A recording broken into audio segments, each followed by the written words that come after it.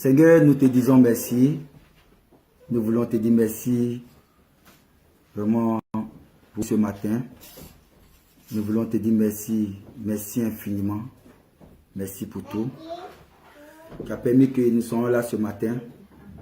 Seigneur, dans ta présence, oui, de prendre part vraiment en ce moment. Et cela nous réjouit du cœur que c'est notre Dieu qui nous invite, oui, à assister, Seigneur, oui, à ce moment avec toi. Que ton nom soit glorifié, soit loué, soit élevé. Merci de bénir ce moment. Merci pour ta parole qui est esprit et vie. Seigneur, nous sommes là et nous voulons que tu nous parles. Parle-nous, sois loué, soit élevé au nom de Jésus. Amen. Bien-aimés, je voulais vous dire bonjour et dire bonjour à tous ceux qui nous regardent, tous ceux qui nous suivent, sur ce direct. Je voulais dire merci à tous nos frères qui sont dans ce pays, en France, qui nous suivent. Je vous dis bonjour. Et ceux de l'Afrique aussi, du Sénégal, de la Côte d'Ivoire, du Cameroun. Maintenant, c'est le beau. Et c'est le beau. Je voulais dire bonjour aux frères camerounais. Dire bonjour vraiment à toute l'Afrique. Soyez bénis. Je dis bonjour à nos frères de la Côte d'Ivoire. Soyez bénis. Vous qui me suivez, soyez bénis. Je voulais bénir ce matin le nom du Seigneur Jésus. Vraiment, je lui dis merci parce que c'est par sa grâce aujourd'hui. Je suis ce que je suis. Et vous remarquerez que lorsqu'il y a le privilège de témoigner du Seigneur Jésus, de parler de lui, j'aime beaucoup le dire. La Bible dit que celui qui aspire à cette œuvre-là, c'est une œuvre excellente. Parler du Seigneur. Au fait, ton boulot que tu fais là, toi tu m'écoutes, le boulot que tu fais et que tu sois mieux payé, peu importe. Mais ce matin, j'aimerais te dire que servir le Seigneur, la Bible dit que c'est une œuvre excellente. C'est-à-dire que c'est mieux que ton boulot. Alléluia. Bien aimé, ce matin, nous allons partager un passage dans le livre de Luc. Nous connaissons tous cette histoire. Et quand nous étions petits, nous avons entendu cette histoire. Et nous continuons aussi d'entendre cette histoire. Voilà. Et il est question d'un homme. La Bible ne nous dit pas son nom. Et la Bible dit qu'il a deux fils. Ce dernier a deux fils. Et ces deux fils-là étaient avec lui. Et vivaient avec lui. Ces deux fils-là travaillaient pour lui, en quelque sorte, si vous voulez. Mais ils étaient ensemble. Et du coup, le plus jeune est venu voir son père pour dire à son père qu'il veut que son père lui donne sa part qui lui revient de droit. Au fait, l'héritage, sa part, c'est normal. Même si le père, qu'il soit vivant ou pas, de toutes les façons, c'est son droit. Mais j'aimerais dire à ce fils-là, ce matin, parfois, attends. Et il n'est pas le seul qui a cette relation. Hein. Il arrive parfois beaucoup dans la précipitation, au fait qu'ils n'aiment pas attendre, voilà, ceux qui sont habilités à leur donner des conseils. Vous voyez? Mais avant que tu les laisses, ton père, c'est quelqu'un qui a bataillé. C'est pas un père feignant. C'est un père qui a travaillé. Et qui a travaillé dur pour le bien de ses enfants. Et l'histoire nous dit que ce père-là, il était si bon. Au fait, ce matin, c'est de ce père-là que je voulais parler. Et après quoi, je vais attaquer le cadet le plus grand. Parce que le plus grand, le comportement qu'il a affligé, bien aimé, c'est ce que nous affligeons beaucoup dans l'église. Beaucoup dans l'église. Mais, j'aimerais d'abord parler de ce père.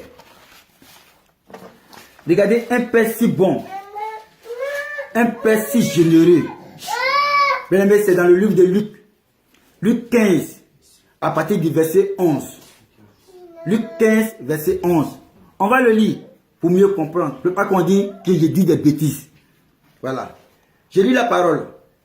Il dit encore, un homme avait 2 fils. Toujours les pharisiens, Jésus était en train de les répondre par parabole. Voilà. Et quand on lit le chapitre 1, je vais lire le chapitre 1 pour mieux comprendre. Tous les pharisiens et les gens de mauvaise vie s'approchaient de Jésus pour l'entendre. Les gens aimaient bien entendre Jésus. Oui, les gens aimaient bien venir écouter Jésus. Parce que quand ils venaient écouter Jésus, ça leur fait du bien, ça leur faisait du bien. Nous aujourd'hui, qui écoutons le Seigneur Jésus, ça nous fait du bien. Il y a des hommes de Dieu vraiment sincères qui prêchent le Seigneur Jésus. Et quand tu écoutes, ça te fait du bien. Voilà, ça te fait du bien. Il y en a, bon c'est oh là là, on connaît. C'est des pueurs. Je ne parle pas des pueurs. Je parle de ceux qui viennent pour piller les âmes dans la main de l'ennemi pour envoyer dans le Seigneur. Mais pas ceux, les âmes sont là, au lieu de s'occuper de la vie des âmes, non, eux sont là pour les piller, prendre tout ce qui est dans leur poche, les dépouiller. Comme l'histoire du Samaritain. Voilà. C'est ces hommes de Dieu qui devaient venir en aide aux blessés. La Bible qui passait outre. Un sacrificateur passait outre. D'abord, un docteur qui est venu d'abord pour piéger Jésus. Vous voyez l'intention qu'il avait. Quelqu'un qui porte en nous l'amour de Christ, la parole du Seigneur, qui fait du bien. Parce que la Bible dit que les gens de mauvaise vie, là, ils aimaient bien écouter le Seigneur Jésus. Parce que le côté là-bas, là, on leur lançait des pierres, on les jugeait. Les gens s'éloignaient d'eux parce que ils étaient des gens qui puent, des gens de mauvaise vie. Donc, Jésus, tu pues, lui, il te prend, lui, il t'accepte. Tu sens bon, lui, il t'accepte. Tu sens pas bon, lui, il t'accepte. Donc, les gens aimaient bien écouter le Seigneur Jésus. Vous voyez, pas comme ceux qui aiment passer outre. Et ils passaient outre. Ils n'aimaient pas venir au pied de ceux qui étaient dans les besoins pour les fortifier. Non. Ce qui les intéresse seulement, comme je l'ai dit, c'est le pillage. Parce que la Bible dit qu'il a été dépouillé et puis en plus, il a été chargé de coups. Et non seulement il a été chargé de coups, ils ont laissé à demi-mort. C'est-à-dire que n'eût été l'intervention du Samaritain, peut-être à quelques heures, il allait rendre l'âme. Parce que la Bible dit qu'il était à demi-mort. Donc il y avait l'autre demi qui devait venir s'ajouter à l'autre demi là, et puis il allait mourir. Mais Dieu soit loué, il a été sauvé.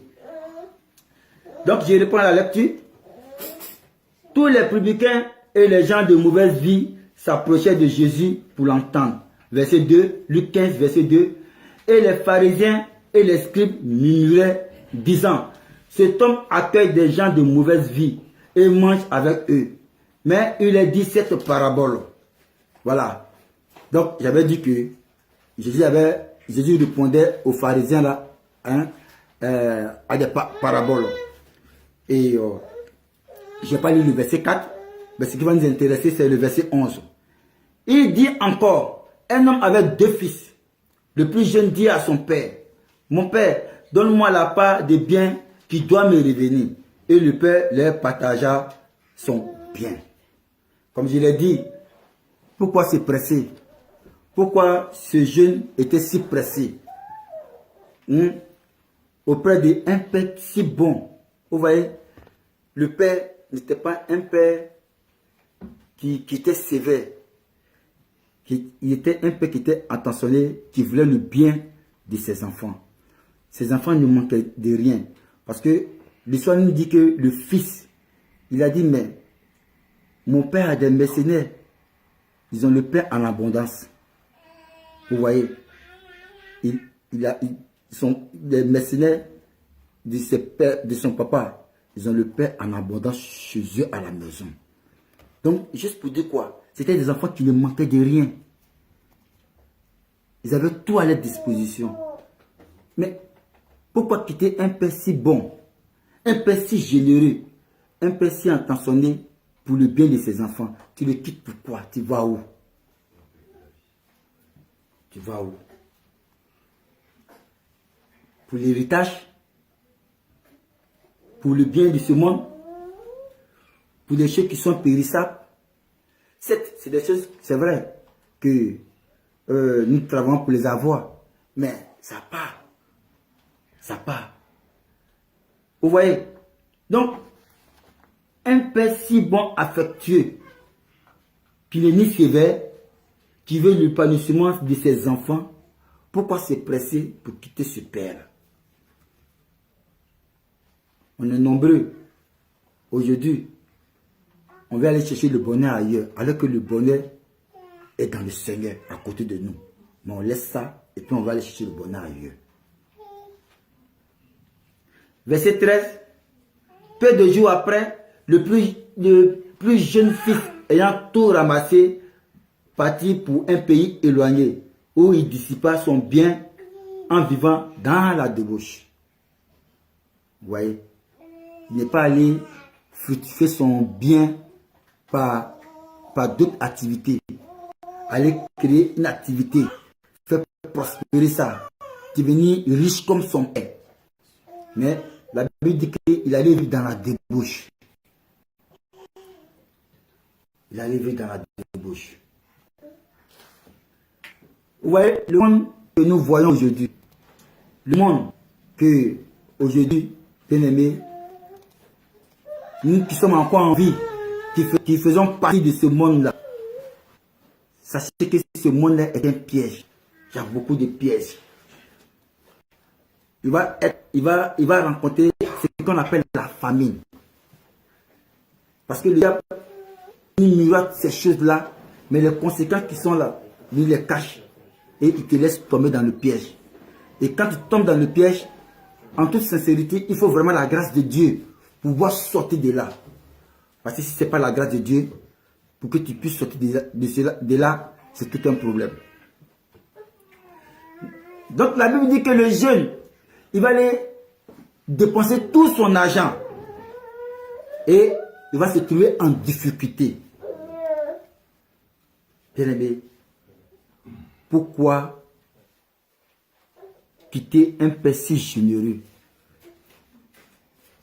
Le père qui a tout préparé pour vous, pour vos bien-être. Et aujourd'hui, c'est ça dans l'église. Il arrive parfois, le Seigneur nous fait la grâce, oui, de nous sortir du monde des ténèbres et venir à lui. Mais, bien aimé, attiré par des choses qui ne nous feront pas du bien, nous quittons un père si généreux que le Seigneur Jésus pour aller se retrouver, bien aimé, dans la famine, dans la souffrance.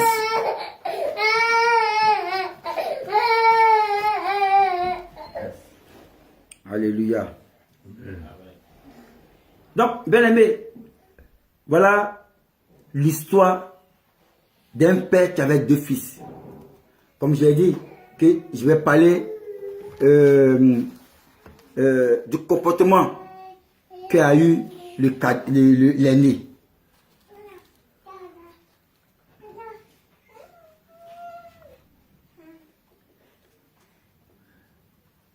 Au verset 14, lorsqu'il eut tout dépensé, une grande famine survint dans ce pays et il commença à se trouver dans le besoin. Il alla se mettre au service d'un des habitants du pays qu'il envoya dans ses champs d'aider les pousseaux.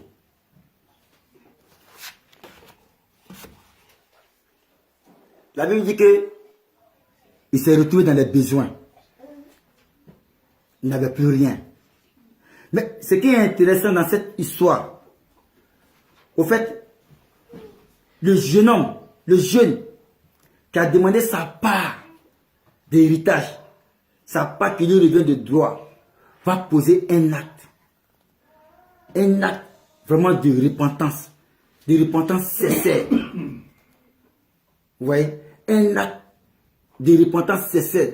Il dira en lui-même, j'irai vers mon père pour dire à mon père que j'ai péché contre le Seigneur et contre toi. J'ai péché contre le Seigneur et contre toi.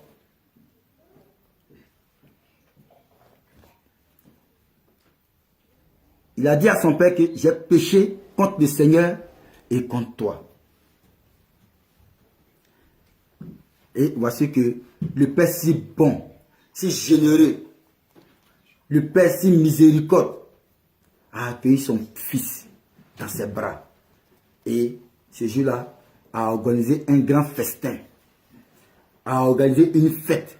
Parce que l'enfant qui était perdu est revenu à la vie. Les enfants de Dieu qui sont perdus, lorsqu'ils reviennent à la vie, le Seigneur organise une fête à leur honneur. Mais dans cette histoire, moi, ce qui m'a choqué, dans cette histoire, ou qui m'a semblé étrange, c'est le fils aîné. On va le lire et on va comprendre. Au verset 26, il appelait un des serviteurs et lui demanda ce qui c'était.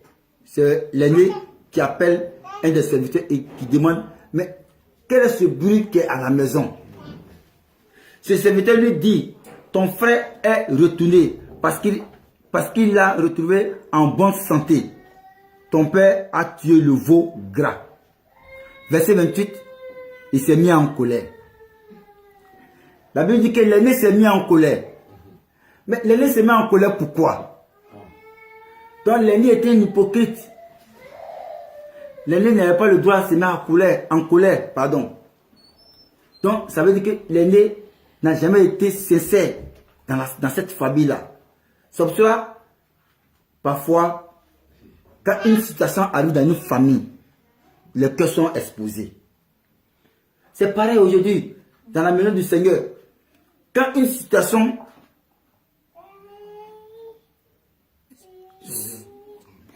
Pardon? Quand une situation survient, oui, merci beaucoup. Quand une situation survient dans l'assemblée, on verra la position de chacun. Et il a fallu cette situation pour voir ce qui était dans le cœur de l'aîné. L'aîné qui prétend jamais transgresser l'ordre de son père. Mais pourquoi se met en colère? C'est que l'aîné était hypocrite. L'aîné n'était pas sincère. Il était auprès de son père, mais il n'était pas sincère. L'aîné était un hypocrite. Regardez ce que la Bible dit. Au verset 28, il s'est mis en colère et ne voulait pas entrer. Son père sortit et le pria d'entrer. Voilà quelqu'un qui dit que lui, jamais il n'a désobéi à son père. Et puis son père le supplie pour entrer. C'est que ce dernier était un hypocrite. Et les hypocrites sont beaucoup dans la maison du Seigneur, dans la famille, dans le couple, partout. Il faut une situation pour voir la position du cœur de chacun. Et il a fallu cette situation. Vraiment merci au jeune homme qui a demandé à son père, donne-moi la part qui me revient. Parce qu'il a fallu cette situation pour voir ce qui était dans le cœur de l'aîné. Regardez ce que l'aîné va dire au verset 29. Il dit, mais il répondit à son père. C'est l'aîné qui parle. Il dit, mais il répondit à son père.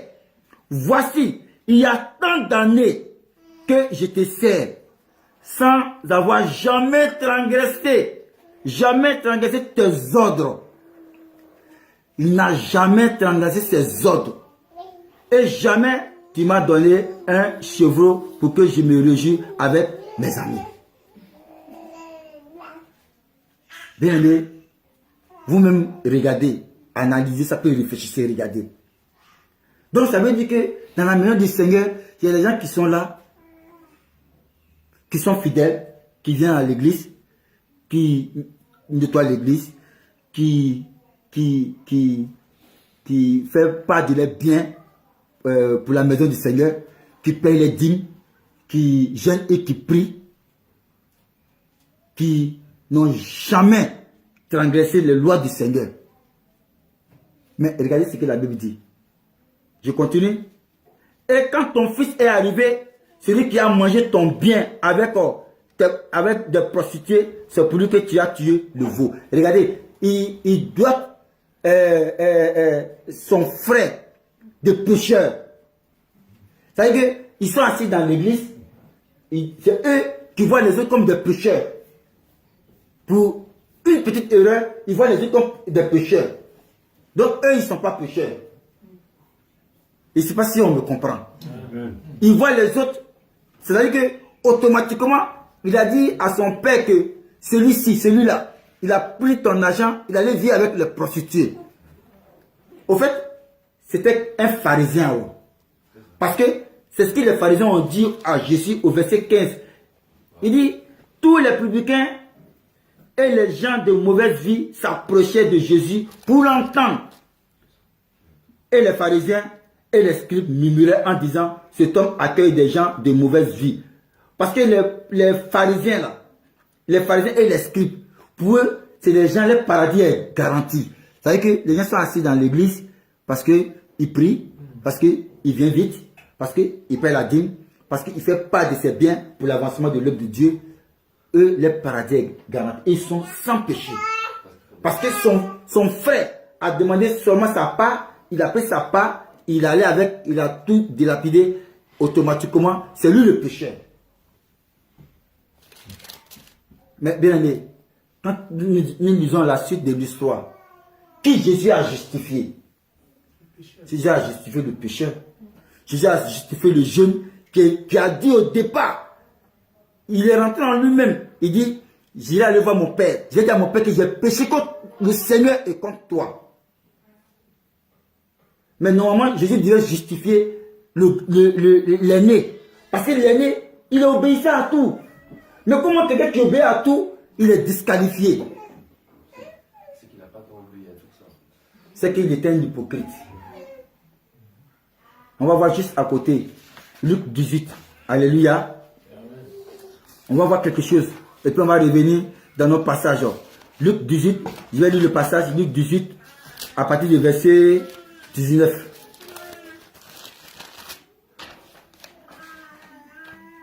Luc 18, à partir du verset, 9. Luc 18, 9. J'ai lu la parole. Il dit cette parole en vue de certaines personnes se persuadant. Je reprends la lecture. Luc 18, à partir du verset 9. C'est Jésus qui parle. Il dit encore cette parabole en vue de certaines personnes se persuadant qu'elles étaient justes et ne faisant aucun cas des autres. Est-ce que vous voyez un peu? Je continue, verset 10. Deux hommes montaient au temple pour prier. L'un était pharisien et l'autre était publicain. Le père avait deux fils. Le père avait deux fils. Donc on supposait que les deux fils là, un était pharisien et puis un était publicain. Est-ce qu'on suit un peu? J'ai dit, on va supposer. Au verset 10, je lis. Deux hommes, c'est Jésus qui parle. Deux hommes montaient au temple pour prier. L'un était pharisien et l'autre publicain. Le pharisien debout, priant ainsi en lui-même. Oh Dieu, je te rends grâce de ce que je ne suis pas comme le reste des hommes qui sont ravisseurs, injustes, adultères ou même comme ce publicain.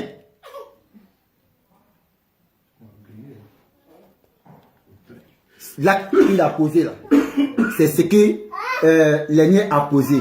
L'aîné a dit au père, regardez ce que l'aîné va dire au père, au verset 30. Et quand ton fils est arrivé, celui qui a mangé ton bien avec des prostituées. Vous voyez, ton fils est venu, lui qui a pris ton argent, il allait manger avec les prostituées. Or, lui qui est juste, lui qui n'a jamais transgressé un seul ordre de son père. Voilà comment il est en train de se justifier.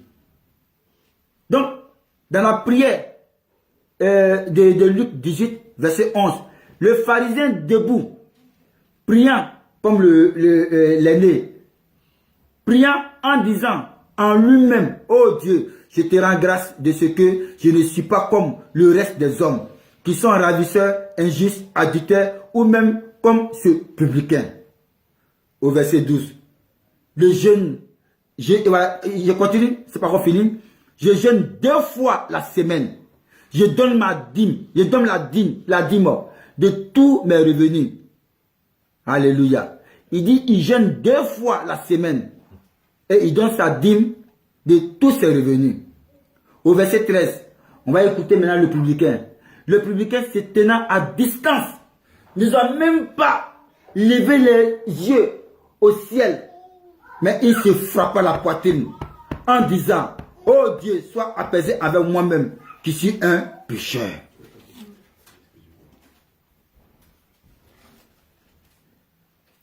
Le jeune, l'enfant prodige, la Bible dit que, à un moment donné, il a dit au verset 17 de Luc 15, étant entré à lui-même, il se disait, combien de mercenaires chez mon père ont du pain en abondance. Moi, ici, je meurs de faim. Il dit, je me lèverai, j'irai vers mon père et je lui dirai, mon père, j'ai péché contre le ciel et contre toi. Alléluia. Amen. Le publicain se tenant à distance de Luc 18, verset 13. Nous a même pas levé les yeux au ciel, mais il se frappa la poitrine en disant, oh Dieu, sois apaisé avec moi, qui suis un pécheur. Maintenant, regardez la réponse du Seigneur. Au verset 14 de Luc 18. Je vous le dis, celui-ci descendit dans sa maison justifié. La Bible dit que ce dernier-là, le publicain-là, il allait sur la maison justifié. Mais l'aîné de l'enfant prodige-là, il respectait tout à la maison. Il obéissait à tout à la maison. Il était prêt pour son père. Il faisait tout pour son père. L'aîné. Jamais il a transgressé lui. Jamais il a offensé son père. Jamais. Jamais. Mais je ne comprends pas comment c'est fait que lui, il soit disqualifié par le Seigneur. Je ne comprends pas. C'est pour cela que j'ai dit que parfois, dans la famille, que ce soit dans l'église, dans la famille, il faut qu'il y ait une situation pour voir la disposition du cœur de chacun, pour voir l'amour que chacun a pour le Seigneur. Nous sommes assis dans l'assemblée, plein comme ça. Nous sommes remplis de faux amour. Notre amour n'est pas sincère. Sinon, l'aîné, il devait plutôt se réjouir. Lorsqu'il a vu son frère, il devait se réjouir en disant, j'ai béni le Seigneur, le petit frère est revenu. Ou bien, juste pour rigoler, il n'a rien vu d'abord, c'est bien fait pour lui. J'espère que ça l'a servi de leçon. Voilà. Nous sommes humains, c'est des choses, souvent ça nous passe dans la tête, puis on dit. Mais, à côté de cela, je suis content parce que mon frère est revenu. Mon frère était trop pressé. Il est revenu. Maintenant, il va être un homme. Il va être un homme qui est conscient maintenant. Voilà. Mais lui, non. Ce n'était pas le cas. Au verset 30, il dit, quand ton fils est arrivé, c'est lui qui a mangé ton bien avec des prostituées. C'est pour lui que tu as tué le veau gras. Mon enfant, dit le père, lui dit le père, tu es toujours avec moi et tout ce que j'ai est à toi. Tout ce que j'ai est à toi. Tu as quel problème? Tout ce que j'ai est à toi.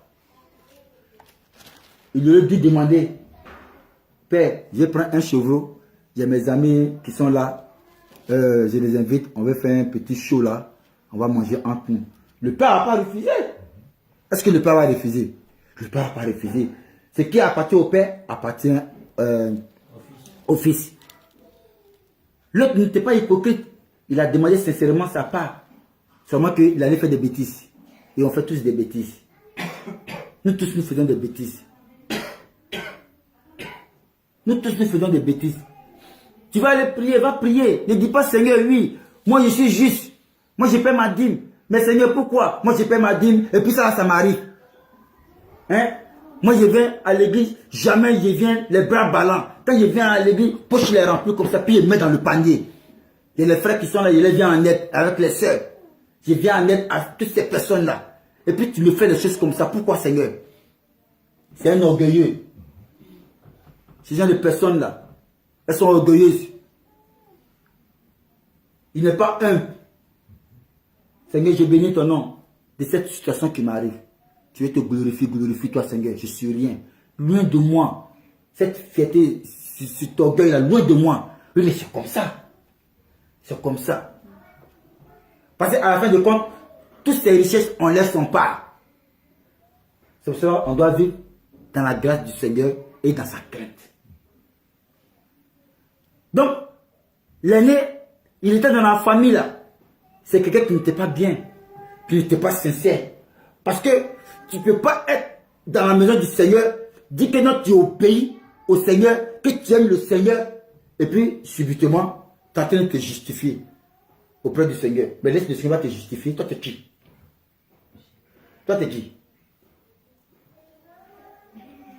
C'était qui? Alléluia. Amen. Donc, bien-aimé, j'ai été choqué. J'ai été choqué de la réaction du père, du fils et l'aîné. J'ai été choqué de sa réaction. Pourquoi je ne peux pas le supplier? Au contraire, il a demandé au serviteur, qu'est-ce qui s'est passé à la maison là-bas? On lui a dit qu'il y avait une fête à l'honneur de son frère. C'est pour cela, bien aimé. Tous ceux qui sont de Dieu, quand ils se perdent, le Seigneur laisse les 90 heures pour aller chercher la brebis perdue. Quand il la retrouve, il invite tout le monde. Parce que le frère Marc, il connaît. Au pays, quand ton enfant disparaît, on voit comment on appelle un griot. Un griot. Il vient avec d'autres, les boîtes de conserve ou le tam-tam. Et il va crier dans toute la ville. Mais les gens ils vont retrouver l'enfant là. Le père, la mère, la famille. Tout le monde va pousser des cris de joie. Parce qu'ils ont retrouvé l'enfant. Même ici, nous voyons ici, quand un chat se perd là, il faut un annonce. Un chat. Alléluia. Amen. Même un chat, quand il se perd, on prend une photo de chat et on donne la description du chat là. Il s'appelle Tant. Il a le nom de l'homme. Il s'appelle Tant. Il est. Pardon? Il mange ça. Il s'appelle Imacha, d'après le serviteur. Et il s'appelle Imacha, c'est ça? Et il est de quelle race? Voilà. Il a les yeux marrons. Voilà. Il est ceci, il est cela. Et puis on le prend en photo. Et puis on met partout. Dans le quartier. Même devant même les HLM. On met ça partout. Et puis il y a une récompense d'autres. On laisse le numéro. Ça c'est un chat, hein. C'est pas un homme, c'est un chat. Vous voyez? Donc, pourquoi le père ne pas se réjouir? Le père a raison de se réjouir. Il a raison. Il a tué le veau gras pour son fils qui est revenu. Voilà. Moi, je me pose la question, si ils ont retrouvé le chat, il va tuer quoi? Ça, c'est un chat. Il va tuer quoi? C'est peut-être Marc. Ah bon. Qu'est-ce qu'il va tuer? Je me pose la question. Si le chat est retrouvé, qu'est-ce qu'il va tuer? Alléluia. Frère, dans la maison du Seigneur, soyons nous-mêmes. Soyons nous-mêmes. Soyons nous-mêmes. Ne soyons pas comme l'aîné. N'ayons pas le comportement de l'aîné. L'aîné, il a montré que depuis il est dans la maison, il est dans la famille. Il n'a pas aimé, il n'a jamais aimé son frère. Il n'a jamais aimé son frère. Parce qu'il n'a pas manifesté l'amour pour son frère. Automatiquement, il a manifesté la colère. Il a manifesté la colère. On prétend aimer le Seigneur. Et puis on manifeste toujours la colère. Entre nous-mêmes. Entre nous-mêmes. C'est pour cela, parfois, cette situation, oui, elle est bienvenue. Elle est bienvenue.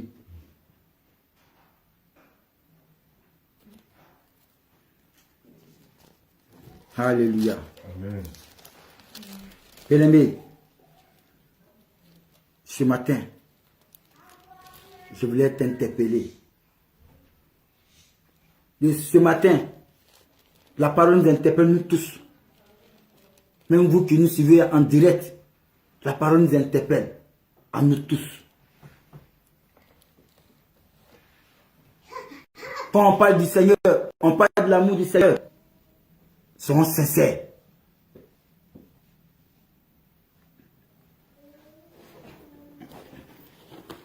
Alléluia. Amen. Excusez-moi. Il y a même ma batterie en charge.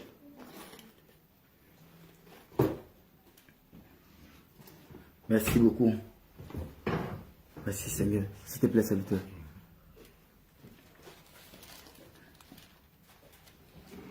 La prise est là. S'il te plaît. Voilà. Merci beaucoup Seigneur.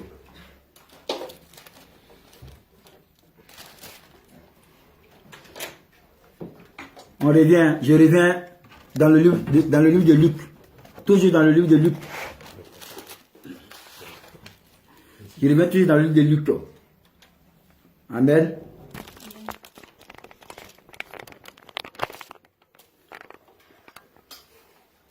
Merci beaucoup, Seigneur.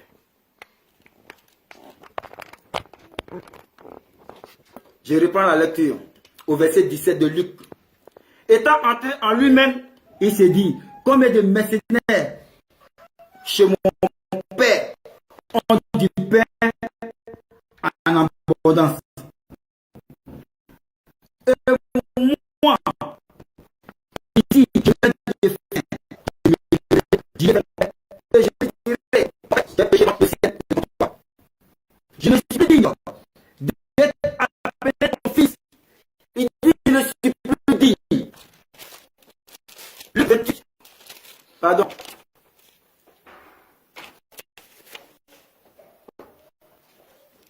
Luc 28. À partir de verset 9. Je vais le verset 13. Le publicain se tenant à distance ne doit même pas lever les yeux au ciel, mais il se frappait la poitrine en disant, ô Dieu, sois apaisé avec moi qui suis un pécheur.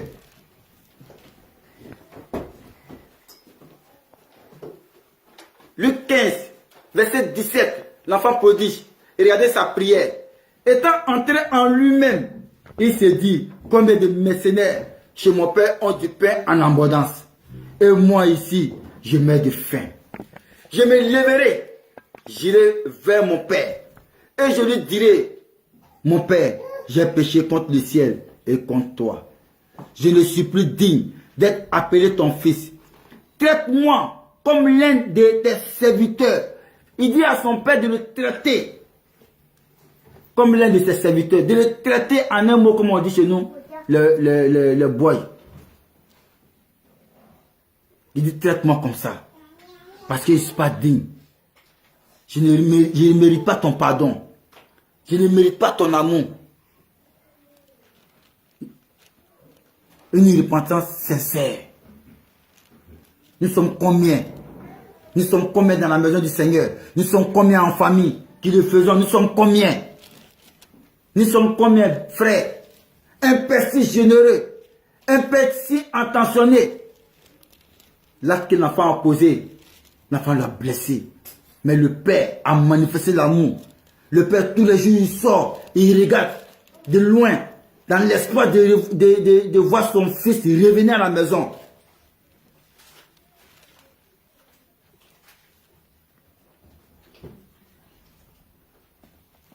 Il dit, traite-moi comme l'un de tes serviteurs. Et il se leva et alla vers son père. Comme il était encore loin, son père le vit et fut ému de compassion. Il courut, se jeta à son cou et le baisa. Son père fut ému de compassion. Son frère ne fut pas ému de compassion, mais le père fut ému de compassion. L'aîné ne fut pas ému de compassion dans la maison du Seigneur, même en famille, même en couple. Beaucoup ont ce comportement. Nous tous, nous avons ce comportement, le comportement de l'aîné. On n'est pas ému de compassion. Il n'y a pas de la compassion en nous.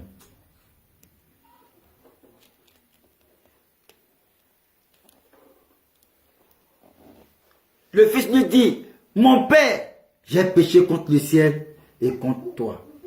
Lorsqu'il est arrivé auprès de son père, ce qu'il avait pensé depuis son cœur, il a exprimé cela. Il n'a pas dit autre chose. Il n'a pas dit autre chose. Il a dit tellement c'est à quoi il avait pensé. Il dit, je vais dire à mon père qu'il a péché contre le ciel. Bien-aimé, nous sommes nombreux à quitter un père si généreux. Nous sommes nombreux à donner tout à Jésus. Nous sommes nombreux. Oui, celui qui nous fait la grâce d'avoir le souffle de vie. Nous sommes nombreux. On va aller chercher le bonheur ailleurs. On va aller chercher le souffle de vie ailleurs. Nous sommes nombreux.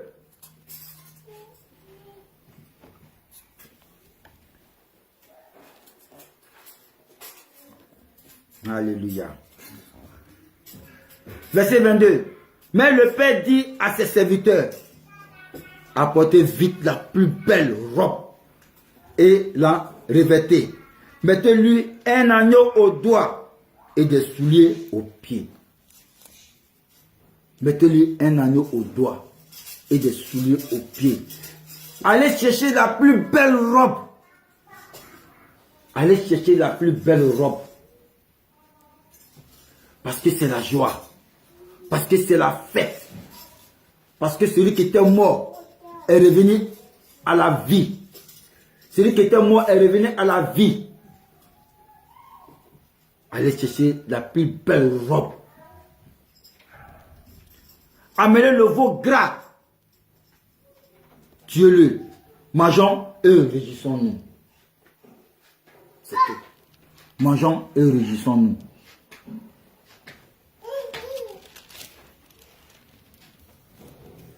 Pourquoi? Pourquoi? Quitter un père si généreux. Un père, donc le fils est venu prendre tous ses biens. Il allait dilapider. Voici le père qui n'est pas attaché au matériel. Voici un père qui n'est pas attaché à l'argent. Voici un père qui ne dit pas, ce vaurien là, je ne veux plus te voir. Veux mon argent, donne mon argent. Non. La Bible dit que le père fut ému de compassion. Plein sont ceux-là, les pères qui sont attachés aux biens matériels, sont attachés à l'argent. Eux, c'est l'argent. L'argent. L'argent. Bien-aimé,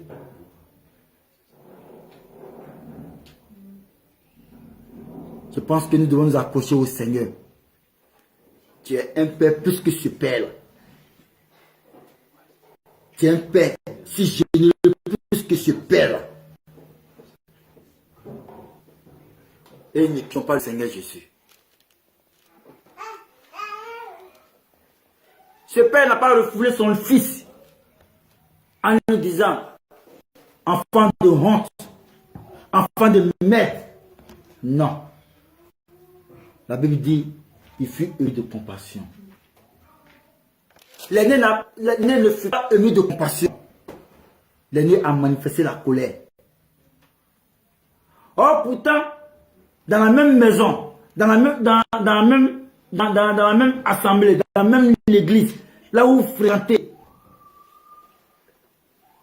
vous prétendez dire que vous aimez le Seigneur dans la même église. Mais regardez, il dit, je paye ma dîme, je suis fidèle. Frère, tu payes ta dîme, tu es disqualifié. Si tu veux, viens me perturber dans l'assemblée, tu vas être disqualifié. Tu n'es pas sincère. si tu veux, dispose tout dans la maison du Seigneur. Si tu n'es pas sincère, on n'a pas à se justifier. C'est le Seigneur qui nous justifie. Le Seigneur seul nous justifie. Comme il a justifié ces deux qui sont montés à aller prier.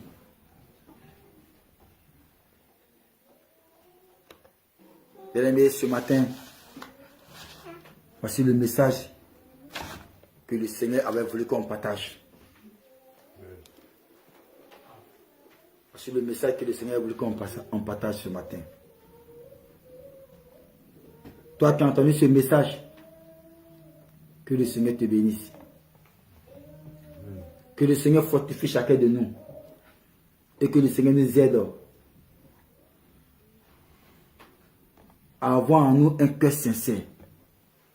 À manifester la repentance sincère. Que le Seigneur nous aide à ne pas nous attacher à quoi que ce soit. Que le Seigneur nous aide à ne pas manifester la colère. À ne pas nous enorgueillir ou nous justifier. Mais tout ce que nous faisons, que nous le faisons par la grâce du Seigneur. Soyez bénis. Amen. Soyez fortifiés. Amen. Demeurons et restons accrochés à la parole. Amen. Parce que ce qui est écrit dans la Bible, c'est écrit pour nous servir de témoignage. Amen. Pour que chacun de nous sache comment la prochaine fois, marcher ou poser l'acte. Il saura comment faire la prochaine fois. Que Dieu nous bénisse. Amen. Soyez fortifiés depuis chez vous à la maison. Et que la paix et l'amour du Seigneur soient sur chacun de vous. Je prie que cette année, voici l'année qui tient à sa fin. Nous sommes aujourd'hui le 31 octobre. C'est ça, hein? Nous sommes aujourd'hui le 31 octobre. Octobre, novembre, décembre, il nous reste 2 mois. Et 2021 va passer. Bien-aimé, toi qui as entendu ce message, je ne serai pas là ou je ne suis pas là pour te dire qu'en 2022, tu auras ton mari ou tu auras ou tu auras ta femme ou tu vas prospérer. Non. Je serai là encore en 2022. Si le Seigneur le permet, je vais encore venir t'exhorter si ce qui il est écrit dans la Bible, ce qui est écrit dans la Bible, je vais venir partager ça avec toi. Je ne serai pas là pour te dire qu'en 2022, tu vas voyager. Qu'en 2022, Dieu va envoyer ton homme depuis la France ou depuis là où tu es. Je ne sais pas. Mais je voulais t'exhorter à croire au Seigneur Jésus-Christ. Parce que c'est lui qui donne la vie. Et il est venu mourir à cause de ton âme. Pas pour quelque chose. Sois fortifié. Ma prière, oui, de tous les jours, on resterait dans la prière, mes frères et moi. On va demeurer dans la prière pour prier pour les âmes que le diable tient toujours captifs. Parce que actuellement, le monde des ténèbres est en train de se préparer. Ça veut dire que eux, ils font une réunion pour penser au mal. Je ne sais pas si vous comprenez. Ça veut dire que les gens, les agents du diable, là, eux là, comme façon la Bible dit que c'est lui qui réfléchit si les choses trouvent le bonheur là. Eux non, c'est pas ça. Eux ils viennent s'asseoir et ils vont réfléchir comment on va kidnapper Philippe. C'est un exemple, hein. Comment on va kidnapper Philippe. Comment on va le doubler. Voilà, comment on va le kidnapper. Mais vous n'allez pas le kidnapper. Vous n'allez pas arriver à cela. Au fait, c'est ça. Mais sachez que nous, les enfants de Dieu, là, nous serons sur votre route. On va toujours fléchir genoux pour déstabiliser vos œuvres, pour mettre vos œuvres en échec. Que Dieu bénisse toutes les familles. Amen. Que Dieu garde les familles. Amen. Et que la main de Dieu, la main toute puissante du Seigneur soit sur les familles. Bien-aimés, soyez bénis. Amen. Voici l'histoire d'un homme et de ses 2 fils. N'ayons pas le comportement de l'aîné. L'aîné, en réalité, il a fallu cette situation pour voir sa position. Il dit, lui, il n'a jamais transgressé l'ordre de son père. C'est quelqu'un qui obéissait très à son père. C'était une fausse obéissance. C'est un faux type.